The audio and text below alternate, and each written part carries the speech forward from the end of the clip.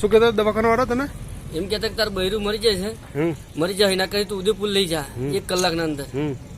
તો પછી મેં કીધું કે સાહેબ જે થવું એ થાય, તને બીતો કરે કે આ બે હાલ મરી જાય કે 1 કલાક પહેલા. તો તને દવાખાનામાં અંદર નહીં જવા દીધો? નહીં જવા દીધું. કેમ? નહીં, ના પાડતી હતી. પછી ક્યાં થઈ ડિલિવરી? અહીંયા ઘેર બેનથી પણ.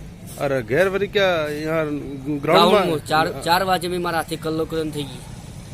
તે જાતે તારે બૈરીની ડિલિવરી કરી રાત્રે?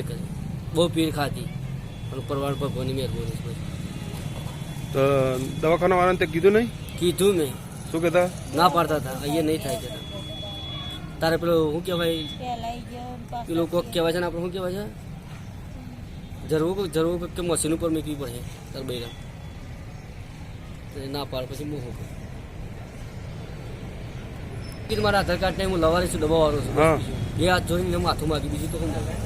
2 હાથ જોડીને માથું માગ્યું તો કઈ આધાર કાર્ડ નહીં તો તોય છતાં તારું કોઈ સાંભળ્યું જ નહીં? નહીં સાંભળ્યું.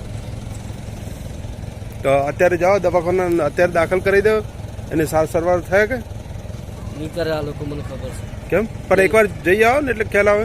ભગવાનને મહેરબાની છે. ના બસ હું રાતે બહુ કંટાળે, હું ના પજે પડે 2 વખત કંટાળે. આ લોકો 6 જણને તો હું મુસલમાનના છોકરાને લઈ ગયો છું, તોય નહીં માનતા. એ લોકો સબૂત છે મારા પાસે કે આ બૈરું જીવન 1 કલાકની અંદર તું લઈ જાય, એ મારા સબૂત હોય છે મારા પાસે. 4 વાગે ભગવાનને કરી પીર ખાધી તો મેં કલ્લો દબાયો, થઈ ગયું છું. બસ હવે મારે સુખી છે, નવરાઈ નાખું બસ, ધર્મ છે. અત્યારે તારા જોડે શું સગવડ છે આ બૈરાને ખવડાવવા માટે? કોઈ સગવડ નહીં.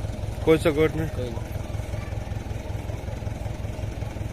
તો કંઈક લાઈન ખવડાય ને? મગ લાઈન ખવડાવો, બીતો ઘરમાં આજ ધંધો જઈ ના શકું. રોજ 400-500 લાવું તો મારે તો વટાઈ જ જાય, વપરાઈ જાય. કોઈ ધંધાનો કોઈ આશરો નહીં મારવા. ડબ્બાનું કોમ છે કે દારા હેઠળ.